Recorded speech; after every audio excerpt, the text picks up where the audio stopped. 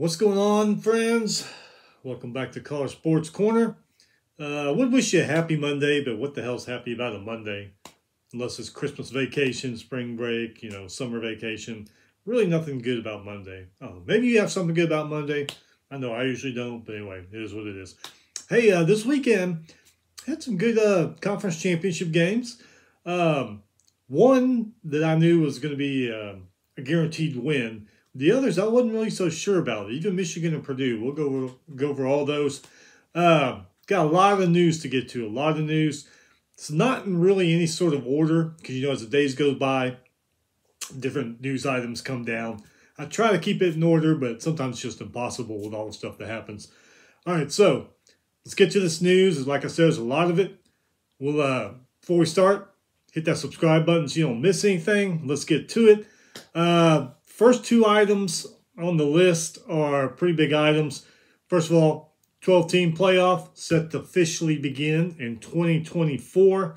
I know I'm happy about that. A lot of people are happy about it. Some people aren't. Some people like the 4-team thing.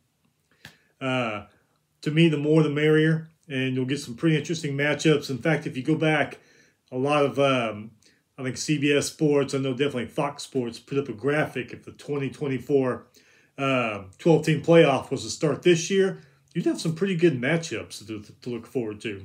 So, yeah, 12-team officially starts in 2024. Personally, when they started this 14 playoff, I thought it was great. I figured we'd already be at 12 by now. But for some reason, they just kept it at 4. Know a lot of college presidents, ADs, and some of the bowl games didn't really want to expand, but hey, change. Sometimes change is good. Sometimes change is bad. This case, I think change is good. Deion Sanders leaving Jackson State, going to Colorado as the new head coach. Colorado needs it. They need something. And if some of you old timers like me remember, Colorado used to be a national powerhouse. Won a national championship in 1990. Had those good teams of the 90s and even a little bit into the 2000s, but they've really fallen off the last several years. So, going to be interesting to see what Deion Sanders does. At first, when there were reports coming out about him maybe entertaining Colorado, I was like, man, that program's kind of damaged goods. You sure you don't want to wait for something else? But he jumped on it, so who knows? Like I said, he might turn that thing around and they might be a force in the Pac-12 if the Pac-12 is still around. So, yeah, going to be interesting to see that. Former Texas and Houston coach Tom Herman, he is now Florida Atlantic's new coach. He did really, really good here at Houston. Went to Texas, didn't do so good. They got rid of him. Went on TV for a while. CBS Sports Network, I think that's what he was on. Anyway, Florida Atlantic's new coach, see if you can get that down. New Mexico State, their bowl waiver was approved. They will be in a bowl game. At the time of this writing, they were 5-6. And their earlier game against San Jose State was canceled. If I remember right, it's because that player from San Jose State died, and San Jose State canceled the game that weekend. But, however, this past weekend, I don't know if they just put this together, if it was originally on their schedule. I have to go back and look. They played Valparaiso. Totally beat them down to give them 6 wins.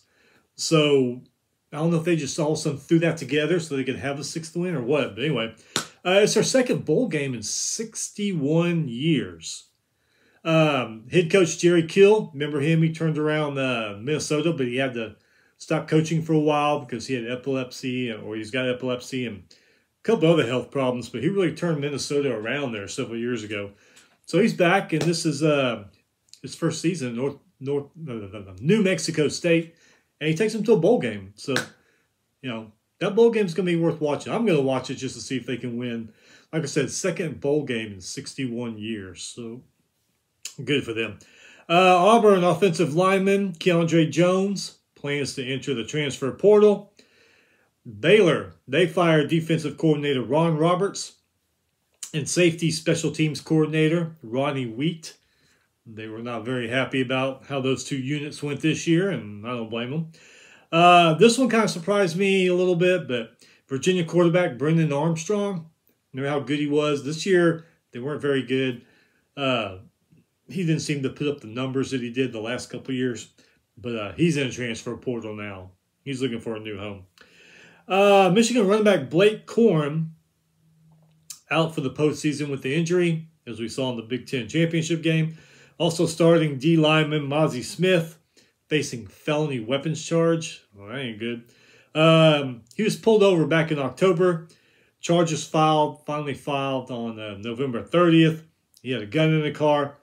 He will remain with the team during legal process. In other words, we need him for postseason. They didn't say that, but we all know what they're thinking.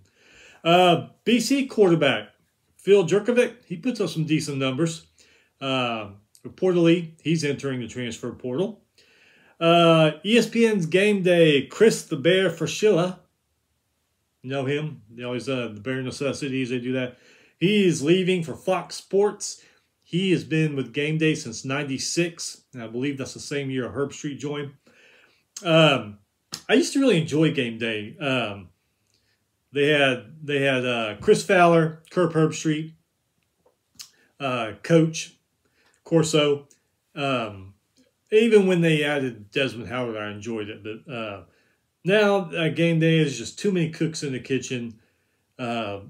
They don't talk about every team like they used to. They used to go through every conference back in the day when the show was an hour and a half long, and then expanded out to 2, 3, whatever it is now. And they don't even talk about other teams anymore. It's like other conferences, it don't matter. So, yeah, I watch SEC Nation and Big Ten Tailgate. I go back and forth between them. But yeah, Game Day used to be a really good show. I don't think it is that much anymore. But anyway, good luck to you, Bear, on your next adventure there at Fox Sports. Oregon State quarterback Chance Nolan. He enters the transfer portal. He was sidelined with an injury back on October 1st, but he's leaving. Texas State hires G.J. Kine as head coach. Since 2017, though, he's been with 5 different teams. The last one, Incarnate Word, right down the road from Texas State. But would that put up a red flag? Somebody, you want to hire somebody at your company, look, they've been at 5 different jobs and since 2017, would that put up a red flag for you? Or would you just say, well, as long as they can get the job done? Central Florida linebacker Terrence Lewis plans to enter the transfer portal. This one here kind of shocked me, surprised me a little bit. Notre Dame quarterback Drew Pine, he's entering transfer portal. Why? I don't know. Arizona likes what Jedd Fisch is doing, so they extend his contract. And Arizona, one of those teams that's a lot better this year than they were the last few years. So Arizona thinks he's going in the right direction. Looks like he is. So he gets a contract extension. Washington State linebacker Travion Brown, he enters the transfer portal. A couple from Texas A&M, defensive back Devin Harris and quarterback Haynes King enter the transfer portal. Cal Poly head coach Bo Baldwin, he has resigned after 3 seasons. South Florida names Tennessee offensive coordinator Alex Golesh, head coach. He's going to try to resurrect that Bulls program. Probably going to be tough, but hey, maybe he can do it. Penn State defensive lineman Rodney McGraw, he plans to enter the transfer portal. This one here, this story here, I'm not really, I don't get it, but must be about money. Coastal Carolina head coach Jamie Chadwell, he is Liberty's new head coach. He went 31-6 in the last 3 years at Coastal Carolina. He seems to have a good thing going there. 31-6 in the last 3 years. Got a hell of a program there. I guess, like I said, I guess money. I guess that's why he's leaving, because of money. Because I mean, Liberty's a good program too, but I don't get some of these coaches that are having all the success of the program and then they hop off somewhere else, unless they're trying to bump their way up, in the FBS or something. But yeah, I don't understand that one, but his life and he can do what he wants.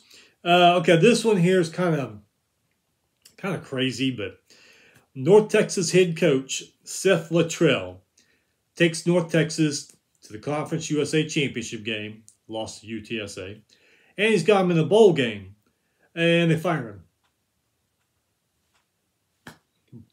I don't know. I don't know what's going on up there in North Texas. Who knows? Maybe more to the story than we see. But yeah, championship game, bowl game. Yeah, we don't need you no more. So last one that I found. I've actually found this this morning. Clemson defensive end Kevin Swint, transfer portal. Okay, let's get to championship weekend. Have some good games. This first one, makeup game from all that snowstorm Buffalo had. Buffalo and Akron played on Friday. I was actually looking for this game. I couldn't find it on TV anywhere, so maybe it's just online somewhere. But anyway, Buffalo beats Akron by 1. They beat them 23-22. Akron actually led this game by 6 at the half. Snyder for Buffalo was 23 for 43, 264 yards, 3 touchdowns. He threw an interception. Marshall, 6 catches, 83 yards, 2 touchdowns. Akron's Under Ruffler Jr., 28 for 46, 247 yards, 2 touchdowns, 2 interceptions. Price III, 83 rushing yards and a touchdown. George, 7 catches for 100 yards receiving and a touchdown. Buffalo, only 23 rushing yards in this game. 2 for 15 on third down. 11 penalties for 100 yards. Akron, 53 rushing yards. 7 for 17 on third down. Akron ends up 2-10. Buffalo ends up 6-6. On to the conference championship, Conference USA championship game. We just talked about North Texas. UTSA beat them 48-27. UTSA's Harris, who's a hell of a quarterback, 32 for 37, 341 yards, 4 touchdowns, rushed for 49 yards and a touchdown. Barnes had 28 rushes for 175 yards and a touchdown. Franklin, 10 catches, 144 yards, 3 touchdowns. Cardenas, 84 receiving yards and a touchdown. Sackett, their kicker, responsible for 12 points. North Texas quarterback, can never say his name right. He's a hell of a quarterback too. On 14 for 29, 194 yards, touchdown. He did throw 2 interceptions though. Ragsdale, 17 rushes, 108 yards and a touchdown. Johnson had a rushing touchdown. Shorter had a TD catch. And Mooney, the kicker, he was responsible for 9 points. UTSA had 32 first downs in this game. He had 32 touchdowns. That'd be a hell of a, he'd be the Heisman right there. They'd give it to him. 7 for 13 on third down. 9 penalties for 69 yards. North Texas only had 19 first downs. They were 2 for 10 on third down. UTSA ended up with 568 total yards. North Texas ended up with 366. UTSA 11-2. North Texas 7-6.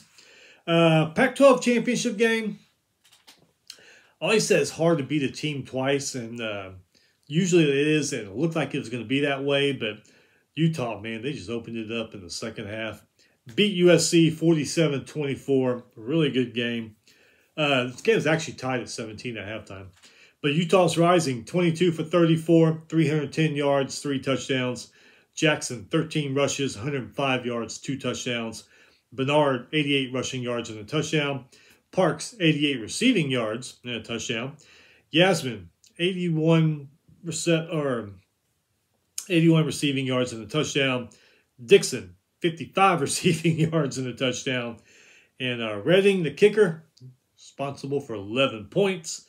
USC Williams, he got hurt, and they kept putting him back out there, and Lincoln Riley made some kind of statement about, yeah, well, he was hurt, but he wouldn't have listened to me about not going out there and all this stuff. And, of course, everybody jumped on Lincoln Riley.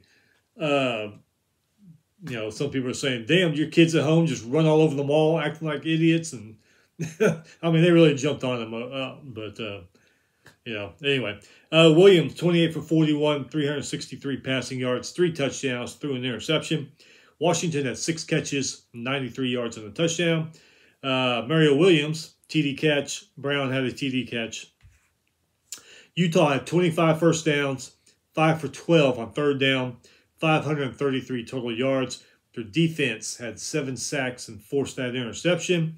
USC only 19 first downs, 1 for 12 on third down. That's crazy.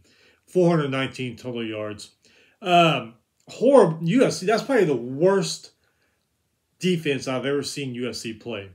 Blown coverages. Tackling was like optional. If they even tried to tackle, it's like they put a finger on them. Stop. Just horrible, horrible defense. Like I said, one of the worst USC defensive games I've ever seen. Maybe one of the worst defensive games I've seen played in college football. USC only had 56 rushing yards. Remember the days when they had all them damn good backs? Remember Reggie Bush, LaDainian White, I think his name was. O.J. Simpson. I mean, all them guys, man. God, their running game just isn't like it used to be back in the day. Anyway, Utah 10-3, USC 11-2, knocked USC out of the playoff talk. Utah going to the Rose Bowl. I think they're playing Penn State. I forget, but we'll go over that here in a minute. Okay, MAC championship game Saturday. Toledo 17, Ohio 7. Actually a 3-point game at halftime, and neither team scored in the third quarter. It's like they took a break and picked it back up in the fourth.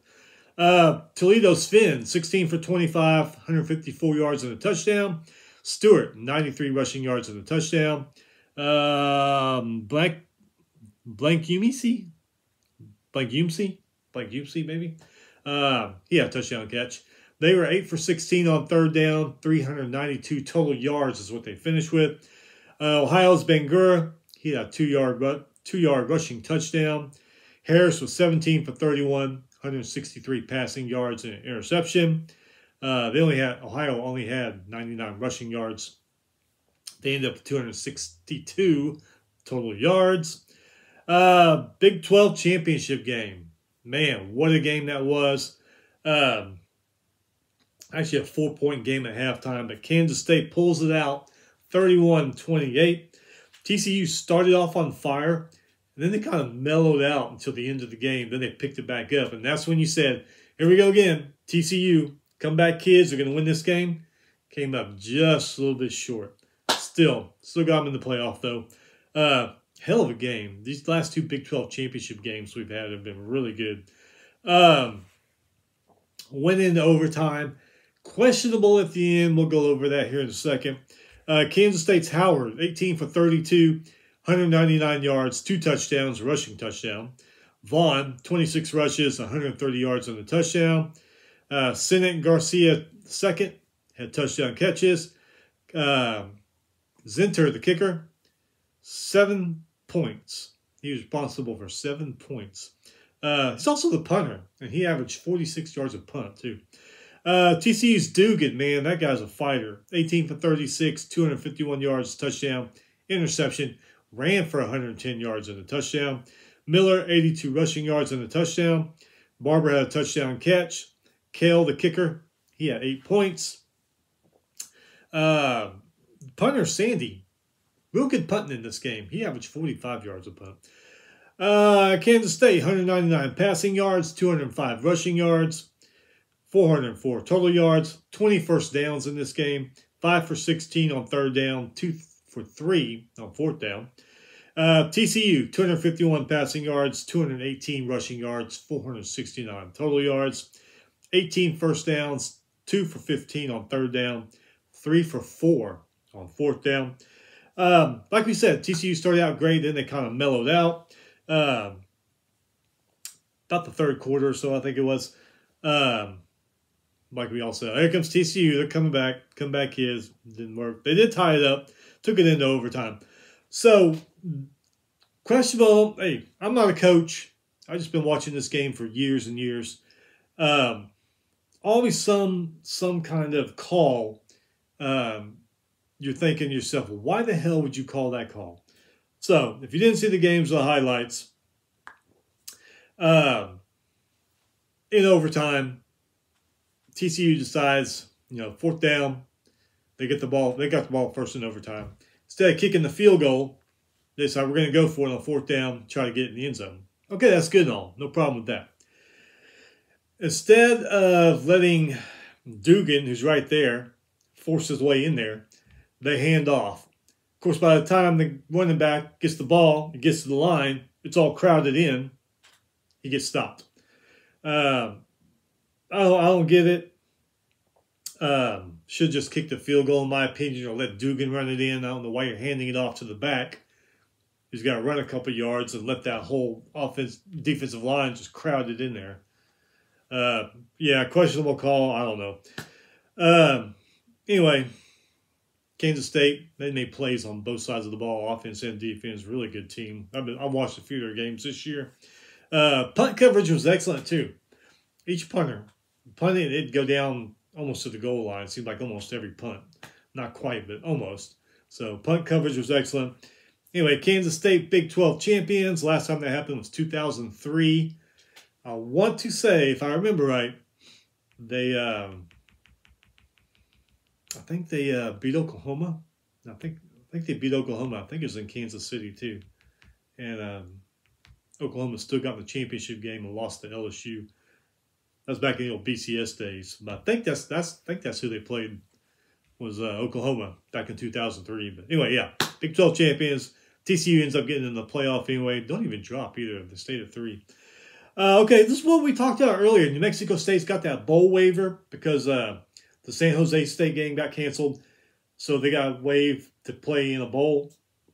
And then all of a sudden on Saturday, I looked up, New Mexico State's playing Valparaiso. I was like, what? Was this game even scheduled? Like I said, they must have just thrown it together or something so they could get a 6th win. Maybe Valparaiso needed the game too to complete the season. I don't know. Anyway, yeah, so New Mexico State beats them big time. Gets their 6th win. And, well, there you go. Second bowl in 61 years for New Mexico State. So good for them. Sun Belt Championship. Troy, 45. Coastal Carolina, 26. Grayson McCall actually came back for this game. Remember a few weeks ago? Thought he was injured. Thought he's out for the season. The backups were playing. They didn't look as hot as they have before. But, yeah, came back. I don't know if he was 100%, though, because, I mean, Troy is a good team. But, I don't know. Choice Watson was 12 for 17, 318 yards, 3 touchdowns. Billingsley, 3 rushing touchdowns. Johnson, 4 catches, 134 yards, 2 touchdowns. Studemeyer had a 65-yard TD catch. Troy, 16 first downs, 5 for 11 on 3rd down, 411 total yards. Coastal Carolina, McCall, 29 for 41, 319 yards, 3 touchdowns, interception, also ran for a touchdown. So maybe he was 100% because that's usually the kind of numbers he used to put up before he got hurt. Mobley, 7 catches, 109 yards and a touchdown. Brown, 30 yards and a touchdown catch. Pickney, 11-yard TD catch. Coastal Carolina had 27 first downs, 4 for 13 on 3rd down, 2 for 4 on 4th down, 432 total yards. Troy ends 11-2 is what they end the regular season on. Coastal Carolina 9-3, not bad, still good. All right, SEC championship game. I gave LSU a chance in this game before the whole A&M debacle.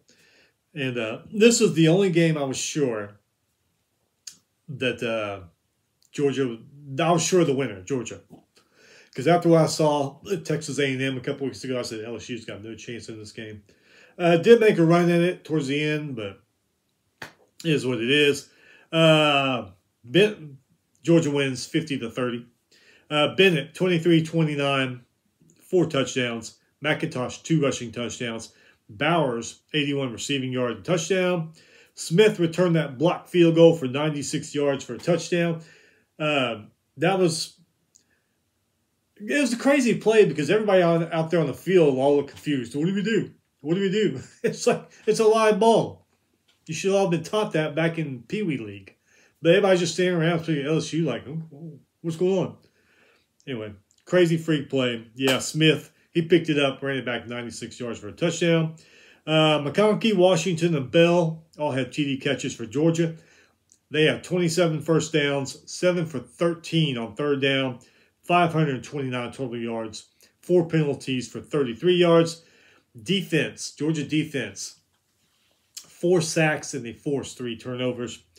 LSU, Daniel started. He wasn't quite 100%. He did play decent, but not like the Jaden Daniels we've been used to seeing before the Texas A&M game. Remember those games, Florida and Ole Miss and all that, when they were just rolling through everybody? Didn't look like that at all in this one. Got injured again late in the second, didn't return. Nussmeier, backup, he came in. He went 15 for 27, 294 yards, 2 touchdowns, and an interception. Lot of discrepancies I saw about Daniels. I was trying to find out, was he junior, senior, what? Some saying junior, some saying senior. So if he does come back, you may have a quarterback battle there in Baton Rouge next fall. Nussmeier looked pretty good. So we'll see what happens there in the spring and in the fall camp if the Daniels comes back. But guy looked pretty good. Neighbors, he's really come on lately. 5 catches, 128 yards and a touchdown. Boudet had a 53-yard TD catch. Jenkins had a 33-yard TD catch. Kane rushed for a touchdown. LSU had 23 first downs, 4 for 13 on third down, 549 total yards. 502 passing yards is what LSU had. Only 47 rushing yards.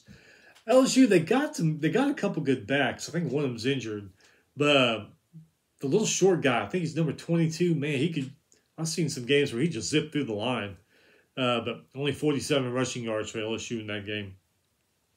LSU, they started out with some bum luck. First, that whole field goal debacle where nobody knew what was going on. And then Daniels threw a pass, bounced off a helmet. It was picked off. So it's just like some bum, crazy, bad luck there at the beginning of the game. And LSU, I hate to say it, LSU actually played a little bit better after Daniels got hurt. I don't know if they were just inspired, wanted to win one for Daniels or what, but they did play a lot better after Daniels got hurt. It's crazy, but it is. Georgia's offense and defense. Great game, physical, aggressive, played a really good game. I think they're probably the team to beat in the playoff. Anyway, Georgia 13-0, LSU ends up 9-4. A lot better than what I thought it was going to be. Last summer, I thought Brian Kelly, new coach, he's got to get his system implemented, get everybody on board. I was thinking 6, 7 wins. I have no idea that they'd win the West and be playing for the conference championship. So, hell of a season for the first season. Can't wait to see what happens next year. American Athletic Conference Championship game. Tulane. Look at Tulane go. They beat UCF 45-28. Pratt for Tulane, great quarterback. 20 for 33, 394 yards, 4 touchdowns. He threw an interception, but he ran for a touchdown. Spears, man, that guy's incredible too. 199 rushing yards and a touchdown. Wyatt had 5 catches for 110 yards, 2 touchdowns. Watts had a 73-yard touchdown catch. Keys the third, 43-yard touchdown catch. 648 total yards for Tulane in this game. Rice Plumlee for Central Florida, 21 for 39, 209 yards and a touchdown. Bauer had a rushing touchdown. Hudson, 4 catches, 98 yards, 2 touchdowns. Townsend had a rushing touchdown. Central Florida ended up with 410 total yards. Tulane, 11-2. UCF finishes 9-4. Mountain West Championship game. This one, I was wrong about this one. Fresno State goes up to Boise, beats them on their home field, 28-16. Both these teams are good, so I've just figured because of the home field, Boise would have the advantage and would win this game. But I was wrong. Fresno State went up there and did it. Hayner for Fresno State, 17 for 27, 184 yards, a touchdown. Mims, 83 rushing yards, 2 touchdowns. Pope had a TD catch. Remigio, 70-yard punt return for a touchdown. Fresno only had 14 first downs in this game. 5 for 15 on third down. 245 total yards. 2 for 20 on penalties. Boise State's Green, 17 for 38. 175 yards, touchdown, 2 interceptions. Cutler, 93 receiving yards, touchdown. The touchdown he did was a 53-yard touchdown catch. Dolmas, the kicker, he hit 44, 47, and 26-yard field goals. They had 15 first downs. Wasn't a game of first downs, evidently. 5 for 17 on third down, 321 total yards, 5 penalties for 40 yards. Fresno State ends the season 9-4. Boise State ends at 9-4. ACC championship game. Clemson beats North Carolina 39-10. I honestly didn't know who was going to win this game. Both teams towards the end of the year lost their rivalry games. North Carolina's defense, very iffy. Clemson, the offense, sometimes you get a great offense. Some games you get iffy. So I really honestly didn't know who was going to win this game. But Clemson wins it 39-10. Klubnik, backup for Clemson. A lot of Clemson fans want him. They don't want DJ anymore. 20 for 24, 279 yards, touchdown. Also ran for a touchdown. Turner, 3 catches, 101 yards. Allen had a 1-yard TD catch. Maffa, 4-yard rushing touchdown. Wiggins had a 98-yard pick 6. Freaking incredible. Shipley, 2-yard TD rush. Clemson had 17 first downs, 5 for 10 on third down, 385 total yards. Defense of Clemson, 4 sacks and forced 2 turnovers. North Carolina made, even though he's had a bad couple games, still a hell of a quarterback. Houston Texans, right down the road. Maybe I'll look at this guy. 26 for 42, 268 yards. Also ran for a touchdown. He did throw 2 picks in this game. So Green, 65 rushing yards. Downs, 100 receiving yards. Burnett, 25-yard field goal. North Carolina, not bad numbers, though. It's kind of crazy. You look at the numbers like they lost. 26 first downs, 9 for 16 on third down. 386 total yards, not bad. Most teams are getting into the good teams are getting into the 400 range. But still, with those numbers, you look at the score like, really? They lost? Clemson, 11-2 on the season. North Carolina, 9-4. Big Ten championship game. A lot of people thought Michigan's going to smoke them. I was like, not so fast. Purdue is known as a giant killer. They're a good team. They can sneak up. Who knows? Defense, they thought that way. Offense, not so much. I don't know what Purdue's offense was thinking in this one. But Michigan, McCarthy, 11 for 17, 161 yards, 3 touchdowns, interception. Edwards, man, that guy, he's just really, really taken over since Corum got hurt. 185 rushing yards and a touchdown. Bell, 67 receiving yards and a touchdown. Loveland, 25-yard TD catch. Schoonmaker, 7-yard TD catch, and he caught the 2-point conversion after a touchdown. Mullins, 1-yard TD rush and a 3-yard TD rush. Michigan, 17 first downs, 6 for 12 on third down, 2 for 2 on fourth down, 386 total yards, 3 for 25 penalties. Defense, 4 sacks and forced 2 turnovers. Purdue's O'Connell, 32 for 47, 366 yards, 2 interceptions. Mokobe, 71 rushing yards and a touchdown. Jones, 13 catches, 162 yards. Finran, the kicker. You can't say he was the hero of the game because they lost, but man, he had a hell of a game. He kicked 33-yarder, 45-yarder, 43-yarder, 27-yarder, and 32-yard field goals. That was one of the things with Purdue. They had good drives, but when they got to the red zone or near the red zone, Michigan defense just said, none of this crap, and just put a stop to it. They just couldn't get past and get into the end zone. So they kept kicking field goals, and that's why Finneran kicked 1, 2, 3, 4, 5 field goals in this game. So anyway, 27 first downs, 9 for 18 on third down, 1 for 1 on fourth down. Purdue had 456 total yards, only 90 rushing yards in this game. 5 penalties for 38 yards. Like we said, Purdue's defense, even though Michigan scored 43, they played them tough, and they stopped them a lot of times in this game.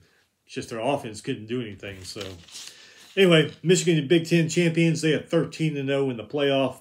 Purdue 8-5. Good season for Purdue. All right, let's get to these bowl games and stuff.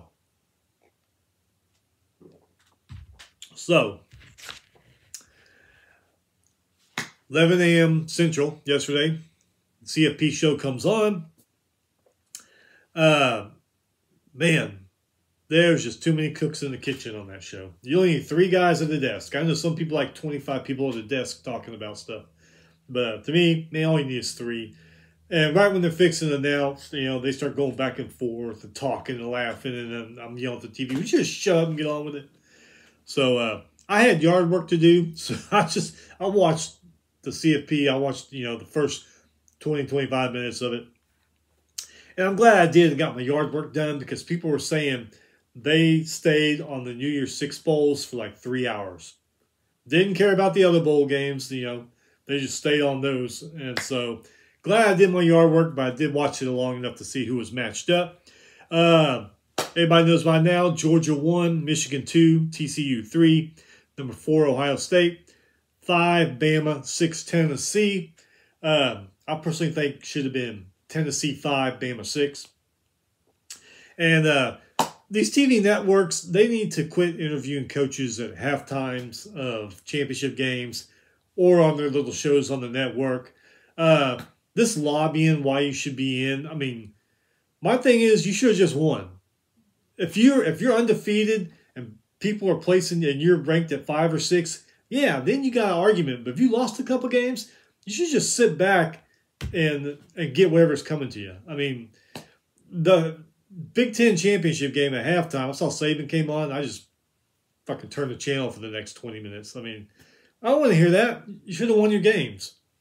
Like I said, if you're undefeated, then yeah, you got an argument and you're sitting back there. But when you've lost a couple games, maybe if you lost one game, I would listen to your argument. But so anyway, yeah, networks need to stop that crap. But anyway, all right. So that means on December 31st, 4 p.m., the Fiesta Bowl, Michigan will play TCU, and that night, 8 p.m., New Year's Eve, on Peach Bowl, Georgia will play Ohio State. Should be some pretty good games, especially that Georgia-Ohio State game.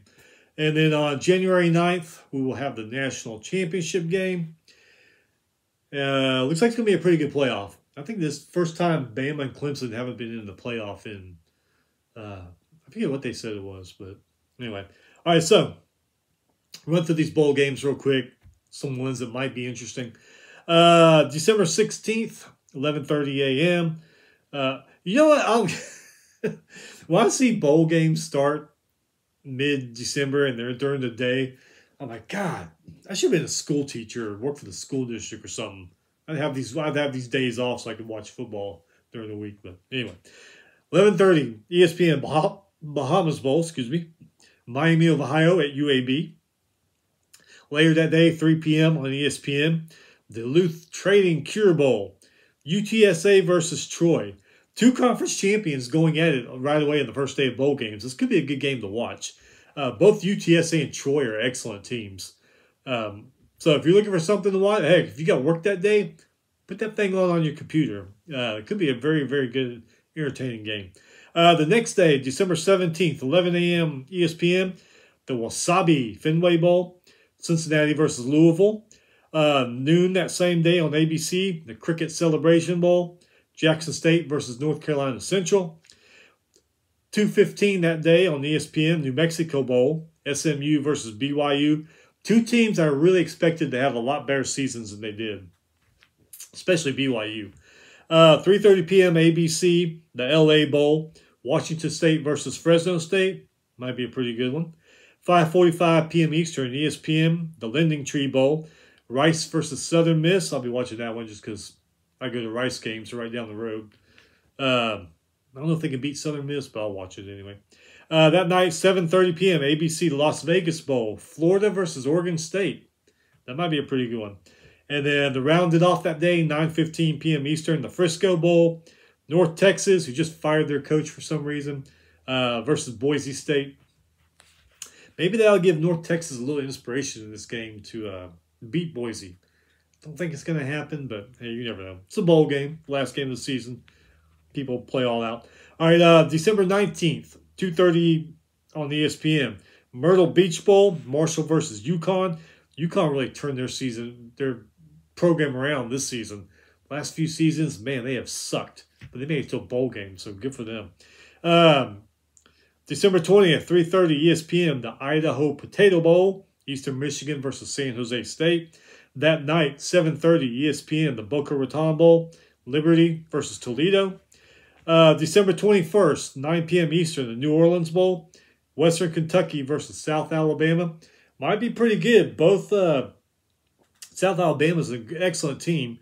Western Kentucky, they got another good quarterback. That could be a good one to watch. It's the only one on that night, so why not? December 22nd, 7:30 ESPN, the Armed Forces Bowl, Baylor versus Air Force. December 23rd, 3 p.m. ESPN, Independence Bowl, Louisiana versus Houston. 6:30 that night, ESPN, the Gasparilla Bowl, Wake Forest versus Mizzou. That might be an all right one.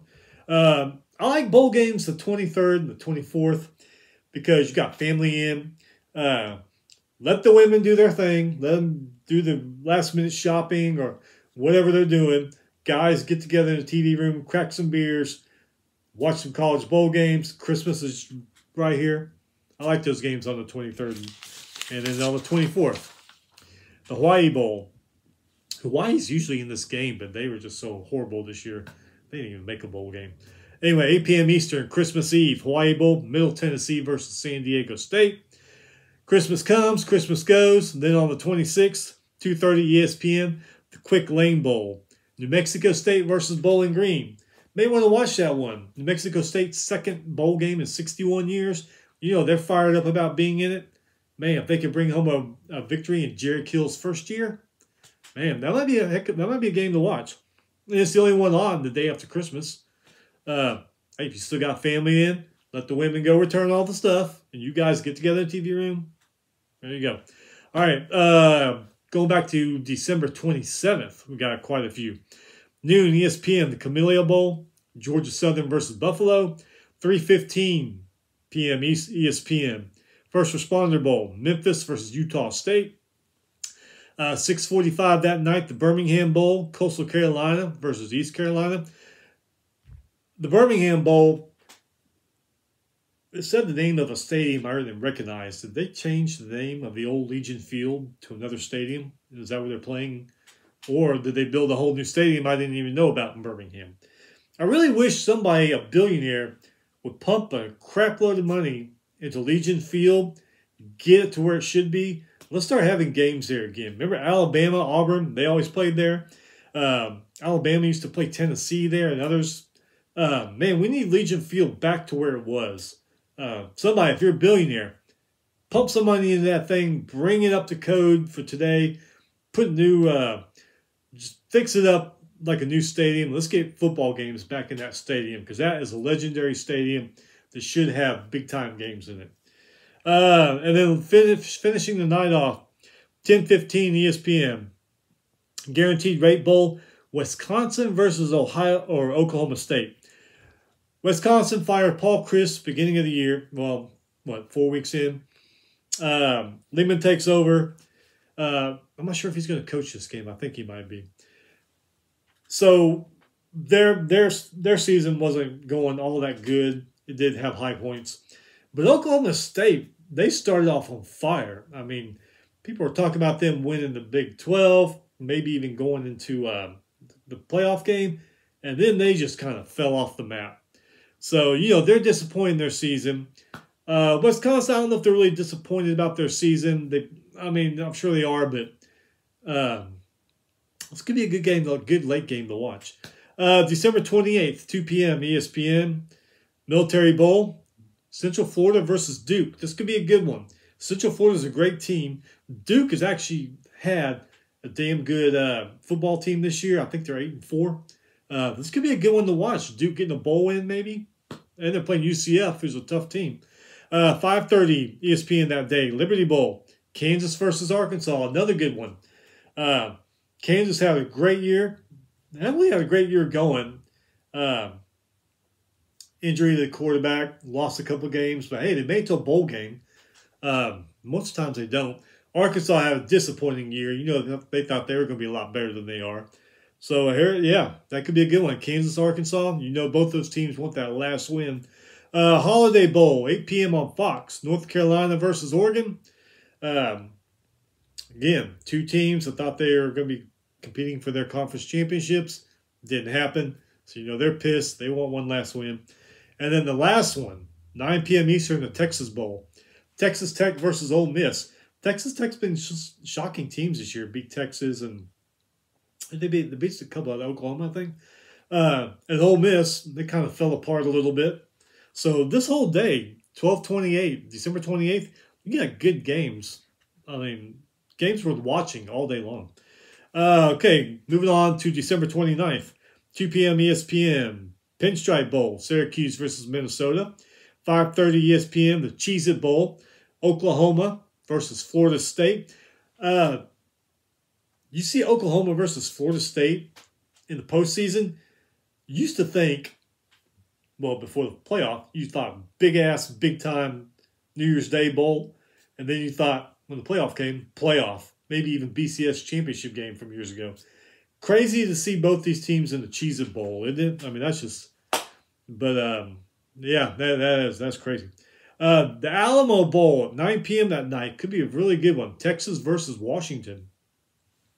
Steve Sarkisian of Texas used to coach for Washington. He was slowly bringing them back, and he bolted for USC. Washington, damn good team. Penix Jr., great quarterback. Texas got Ewers, and they got Robinson running back. This could be a really good game. I've been to a couple of Alamo Bowls, and that is a great game. The San Antonio Riverwalk, that's the tailgate section. So you got fans on one side of the Riverwalk yelling crap and trash to the fans of the other team on the other side of the Riverwalk. The Alamo Bowl is great. If you ever get a chance, go. Definitely go. And that stadium, Alamo Stadium, it reminds you of a gymnasium with a football field in it. It is like, just how you say it? It's kind of like compact. It's a football stadium, dome stadium, but it's just kind of compact. Gets real loud in the Alamo Dome. Yeah, if you ever get a chance, go to Alamo Bowl. You'll have a blast. All right, December 30th, noon, ESPN. The Duke's Mayo Bowl, where the winner gets Duke's Mayo dumped on them. Maryland versus NC State. 2 p.m. CBS, the Sun Bowl, which is Sun Bowl's usually a pretty good game. Pitt versus UCLA, that could be a good one. 3:30 p.m. ESPN, the Gator Bowl. Notre Dame versus South Carolina. Keep an eye on this one. Notre Dame has played better. We know South Carolina has. Man, can South Carolina... Beamer puts that on his resume. He beats Notre Dame. Man, might be a good one to watch. 4:30 that day, I couldn't find anything listed about TV. I don't know if it's going to be online or maybe they just haven't figured out a network yet. But the Arizona Bowl, Ohio versus Wyoming. 8 p.m. Eastern, Orange Bowl. Tennessee versus Clemson. That could be a good one. Two teams that were going like this, and all of a sudden they started going like this. So that might be a good game too. All right, New Year's Eve, noon, ABC, Music City Bowl, Iowa versus Kentucky. Could be another good one. Iowa's gotten better. Kentucky hasn't. They've kind of fallen off a little bit. That could be a good one. And then noon, ESPN, the Sugar Bowl, Alabama versus Kansas State. You know, Alabama, they want to prove, hey, we're a damn good team. Y'all screwed us in the playoff, which I think most of us agree they didn't. Kansas State wins the Big 12. They want to prove they can beat big boys like Alabama. That could be a very good one, too. And then after that, you have the semifinal games. And then on January 2nd, noon, ESPN2, the Relia Quest Bowl, Mississippi State versus Illinois. That could be a good one. 1 p.m., ABC, Citrus Bowl, LSU versus Purdue. That could be a good one. 1 p.m. ESPN. This is one I'm really interested in watching. Cotton Bowl.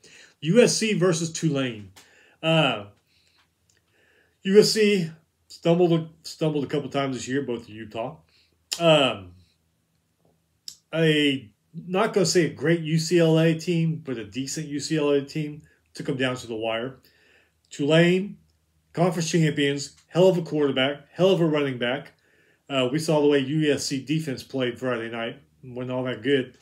That's going to be an interesting game to watch. You never know. Can you imagine if Tulane pulled the upset, beat USC in the Cotton Bowl? Can you imagine that? If you don't watch it, keep an eye on the score. Just to see what happens. I'm not saying that's going to happen, but wouldn't that be something if it did? And then 5 p.m., ESPN, granddaddy of them all, they call it the Rose Bowl. This should be a good game. Utah versus Penn State. Utah played a great game last year in the Rose Bowl, and then Rising got hurt. Backup came in, but they were playing a good game until he got hurt, and then Ohio State just kind of ran away with it. It's going to be a good game, man. Utah, Penn State, that's going to be a really good game. So that is it for FBS. Let's go over these FCS quarterfinal games real quick. I haven't seen TV mentioned yet. So when we do a show on Thursday, hopefully we'll have the TV and what time. Because I know without FBS playing, then the networks decide, hey, let's show these FCS playoff games. Some of the games you probably should have been showing FCS playoff games, but who am I? I'm just a guy that watches. I'm not part of the network. Anyway, Friday the 9th. Number 7, Incarnate Word. At number 2, Sacramento State. Incarnate Word just lost their coach to Texas State. Number 5, William & Mary. The Tribe, man, they are kicking butt this year. But they have to go to number 4, Montana State. Montana State Bobcats are a tough team. Number 6, Samford. At number 3, North Dakota State. They're going to go play the Bison in the Fargo Dome.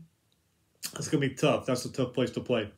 Saturday, this should be a really, really good game. Number 8, Holy Cross. At number 1, South Dakota State Jackrabbits. That should be a really good game too. Anyway, like I said, there's no TV listed when I saw these.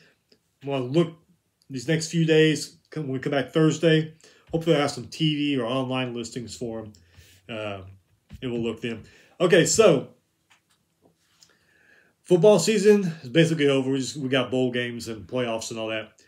So Thursday, we're going to be diving head on into college basketball. We've gotten a few scores over the last couple shows of the big games. Now that football season's over, we'll be diving into everybody. We'll be talking about, Long Island Sharks and St. Mary's and all these small schools. Full blast of the basketball on Thursday. And these quarterfinal FCS games, try to get times and TV for that. So anyway, Monday is almost half over. Thank God. Hope you guys have a rest of a good day. Hope their afternoon goes by before you fast. We'll be back on Thursday. Basketball galore, news, all that good stuff. So we'll see you later. Have a good one.